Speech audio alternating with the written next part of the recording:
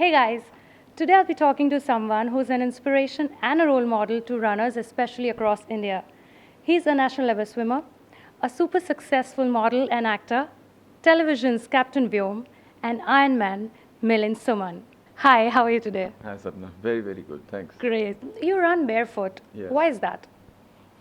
Well, running has always been for me a journey of exploration. Right. Distance running. I used to hate running actually, but I always had this idea when I was a kid that to be a real man you have to run a marathon. It was just a child's idea. But when the Mumbai Marathon started in 2004, I said that even though I don't like running long distance, it's very boring and monotonous. This is the marathon. It's come to Bombay and I have to do it. It's an opportunity and I can't let this opportunity go. So I started training on a treadmill. I started running on a treadmill. It was terrible for the half marathon. Okay. And it was really tough. I mean, you get to 3 kilometers, 4, 5, 6, and you can't imagine how monotonous and boring and dull it is. And I forced myself. I got to 16 kilometers, and then I thought that, 16, I'm here now. In about 2 weeks, I have to do the event, and that's 21. I don't know how I'm going to do the last 5 kilometers. It's going to be really, really difficult. But when I finally did the event on the day, before I knew it, I had finished the 21. So that was really amazing, and that was a big lesson for me. Which is that something that your mind keeps telling you is going to be difficult. Right. It's going to be tough. This will happen, that will happen. What if this happens? What if that happens? All those things are useless.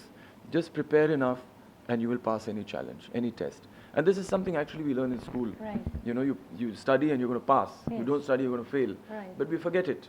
Yes. That I think is the most important thing we learn in school. Yes. Preparation is really important. So when you talk about even the Ironman, people say, oh, you did the Ironman, it must have been so tough. I said, no, the Ironman is easy. The preparation is tough. Right. That 80 or 85 days that I spent preparing for the Ironman, because I had to get up every day, I had to go out and swim or cycle or run those 1.5 to 2 hours. To do that consistently and dedicatedly, that was tough. The event was easy, it was fun, I had a great time.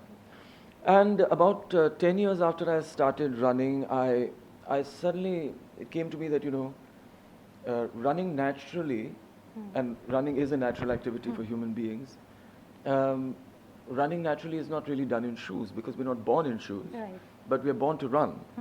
So what would it be like to run barefoot? Okay. And one day I was running 20 kilometers. In the last 1 kilometer, I just took off my shoes and I ran in my socks. Okay.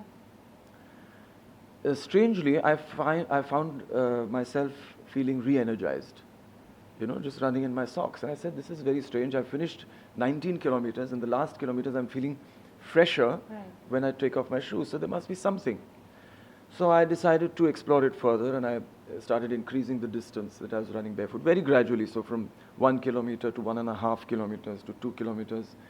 And I found not only was I feeling more energetic, for some reason, I don't know what that reason is. I don't want to get into the spirituality and all the other things that scientists will poke holes into, but I just felt it.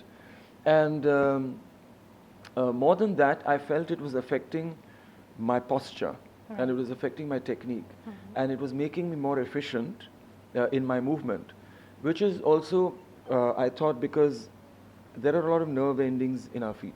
Our hands and our feet have a tremendous number of nerve endings, because that is what we use to feel the environment. And the body needs to feel the environment so it can deal with the environment. So if you actually feel the ground, your entire body understands how to respond within the movement so that you protect yourself. So running is known as a high impact sport or as a high impact activity. And for me, I think that if the body understands how to respond within the movement, then the impact is minimized. Efficiency is increased. So when your feet actually feel the ground, your body gets into the movement. It's almost like a dance. So you don't run with your feet anymore. You're running with your head, with your neck, with your shoulders. Every part of the body is in that movement. And that helps your efficiency. It makes running almost effortless. So that is why I persisted in barefoot running. Now I run the full marathon barefoot. I've run 50 kilometers, 100 kilometers barefoot, and I really enjoy it tremendously. How many hours do you train in a day? What is your usual training schedule like? So I don't really prepare for anything like an event, Okay. because to me the goal is to be at a certain level of fitness. So when I started, when I did my first full marathon, which was in 2009, of course I prepared for that. And so when I prepared for that, it took me my fitness up to this level. So I was at this running a half marathon. Right. I prepared for the full, I came up to this level, and then I maintained this level. So it's not that my fitness level again goes down, then Right. again there's a full marathon coming, again I train for it. It's not like that. I should be able to run a full marathon whenever I want. Yes. I should be able to run 40 or 50 kilometers easily whenever I want. Just go out of the building now, run 50 kilometers. That is the level of fitness, constant level of fitness that I aspire to. Right. So my goal is sustainability. Right. My goal is not, okay, next year I'm doing an event, let me start preparing for it now. Right. So even now, I did the Ironman in July last year. So it took my fitness up a notch. And I say that, okay, I'm able to do this event which took 14 or 15 hours. Within a week, just whatever I'm doing, I need to focus on it a little bit, but within a week, I should be able to do an Ironman. Right. Not that, oh, now I need to train for 3 months Right. to do an Ironman again. So I have said that for me personally, I keep my fitness level at as a goal, Right. not an event as a goal. Fitness level in my life should be at that level. Right. Shortcuts are going to kill you. And unfortunately, they are not available and sustainable as well. They're not sustainable. Yeah. There is no such thing as a good shortcut. No such thing Right. when it comes to health. You have to work hard. If you want to be healthy and you want to be fit and you want to be happy, you have to work hard. What is your pre and post on nutrition? Oh, well, there's a lot of talk about nutrition, and I know you've also studied nutrition. When I ran from Delhi to Bombay, which is 1,500 kilometers in 30 days, the first question people asked me, so they didn't ask me how tough was it or how did you prepare or anything. They said, what did you eat? You ran 60 kilometers every Right. day and it was so long. What were you eating? So I said, I was eating dal and rice and bananas.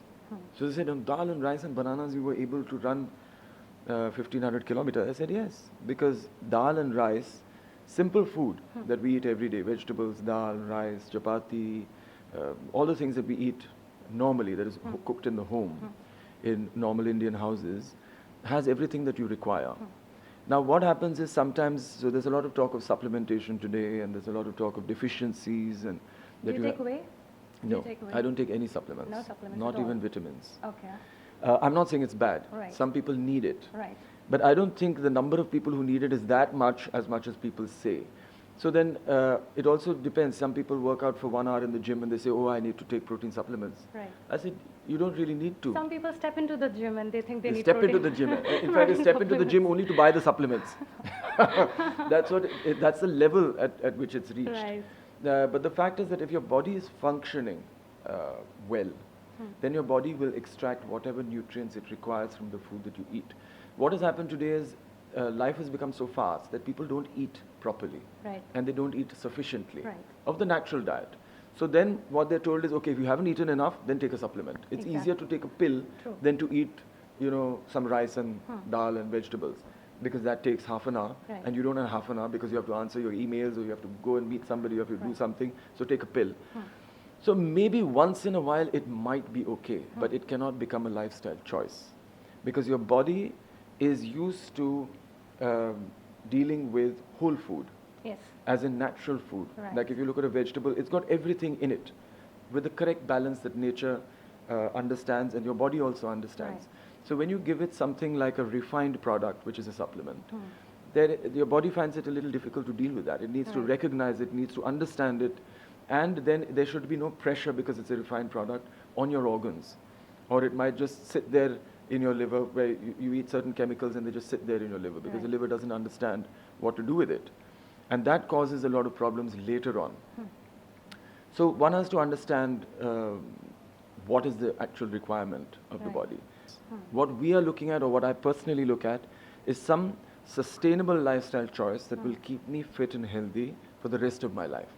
Not to show something next week. Right. That I want some muscles and I need to show it, and so I'll take some. In fact, people are doing steroids. Yeah, people You are know, really desperate. I mean, They're desperate. when we talked about this last time Yeah. as well, that they want to see results overnight. Overnight, They yes. will run for 2-3 days and then they want to run a marathon. Their Yes. expectations with their body and with It's too themselves much. is too much, It's and too then much. it's a little And depressing then they when they take don't meet. shortcuts. And Yeah. then they take shortcuts. Right. They say, okay, you want to do this in 6 months, this is how to do it in 6 months. Exactly. But that is not sustainable. That is True. not, for me personally, when I look at it, fitness is my goal. My goal is not to run a marathon in 3 hours. My goal is to be fit. My goal is to be healthy, and my goal is to be happy. Right. Not to be 5 seconds faster and 10 seconds faster and 1 minute faster. Right. To me, that doesn't really matter. If I'm enjoying what I'm doing, I'm enjoying my life to the fullest, that is my long-term goal. True. And every moment, I should be in that space. Every moment. So sugar, of course, we know it's scientifically proven that white sugar, refined sugar, is a poison. In fact, it feeds cancer cells. So if we want to minimize the risk of cancer, then of course we should stay away from white sugar. So that is the one thing that I have completely removed from my diet. Though it is difficult because I travel a lot. I eat in restaurants, I stay in hotels. And as I mentioned, they just, even in chutney, in pickle, everywhere you will find sugar. So if you want to stay away from sugar, then I would say minimize, of course, because to really cut it out is very difficult because of the way our society functions today. But stay away from packaged and processed food. Right, right. Try and eat at home as often as possible because you can control what you eat. Right. When you're outside and you're eating in a restaurant, you really don't know, whatever the level of that restaurant is, however many stars it has, you don't know what they have put in your food. Exactly. So the safest way, and food, I mean, it's something you're putting inside your body. And to me, my body is a temple. You know, so one has to respect that. You have to respect the fact that you have a body that is an incredible piece of creation. It's something that, as human beings and with the science and technology we have, we cannot compete still with even 1% of what the body does. It is so sophisticated. So we must respect that. If you had a Ferrari, you're not going to piss in the fuel tank, right? The manufacturer will tell you, use this fuel. And you will say, oh, I have to use this fuel. Where will I get it? And you'll make a huge effort to get that fuel for your Ferrari. True. And you'll put it in the fuel tank. But with your body, you're not so careful. You have only one. At least the Ferrari, go and bang it somewhere, you'll buy another one. True. You know, but your body is only one. You have to keep it in top shape for all your life. And so you have to respect it, you have to love it, and you have to give it what it deserves, Give it what it deserves. which is the best. Yeah. Yeah. So basically, supplements are an add-on. It's not an alternative to your regular diet, right? Absolutely. What made you come up with the idea of Pinkerton, and how do you think it is creating a difference in people's lives? Well, again, as a runner, and as somebody who enjoys being fit, you want to spread that message because you feel, okay, people don't know what they're missing. You know, okay, just run and you see how you feel. And for me, it's the same. And I noticed that even though running has become a phenomenon all over the world, Right. you know, people have started running in America. About 30 million people are running at least once a week. It's a huge number. And almost every country in the world is picking it up. And in India, which has no culture of exercise or sport or active lifestyle, it has become huge. You know, almost every city, every town has an official 10K run or 5K run or marathon. But I noticed that in all the events that were happening, the participation of women was only 8 or 9%. Right. Or 10%, you know. So, and if you compare it to, say, the West, where up to the half marathon, the participation of women is 60%. So I thought that if we want to change the mindset in India, where we don't think about health and we don't think about fitness at all, if we want to change that and start children growing up in an environment that values health and values the effort you need to make to maintain health, then women have to be activated. Right. And women traditionally in India neglect their health. They are encouraged to neglect it. They are taught to neglect it. So we have to break that mindset first amongst women that, listen, come out of the house. Take some time for yourself. Okay, don't even come out of the house first. Stay at home, meditate or do yoga or something. Take that 10 minutes or 15 minutes for yourself. Focus on yourself, on your health, your happiness, your emotional state. Take that time out because that is the most important time of the day and the most important time of your life. And when you do that, you will see a difference in your life. And when a woman does that, it's not only about her health, Right. but it's about the people who she impacts Right. within the family. True. Children growing up watching the mother taking care of herself will understand the value of it. So we want to make a difference in the culture. Of course, it will not happen overnight. Even last year we did the Pinkerton in 8 cities, Right. and almost 65,000 women participated. It's still a tiny drop, but it's a start, because those 60,000 women will inspire another 100,000 women. Because all their friends will be watching them saying, oh, you ran? All the friends who said, oh, I can't do 5 kilometers, or I can't do 3 kilometers, I can't even walk. Suddenly they see their friend, oh, you did 10 kilometers. That means if you can do it, I can do it. Sure. You know, so that, and then from those women, their families as well. So that was the whole idea of Pinkerton, that get women to value themselves, get women to value their own health, to value their place in society, and if they start living an active life, they will inspire their families, and we can change society. I'm sure that it is going to help a lot of people out there. You're helping a lot of people out there, Sapna. Thank I'm you. trying It was my bit. So wonderful to meet you again. Thank you so much. Stay wow with Sapna.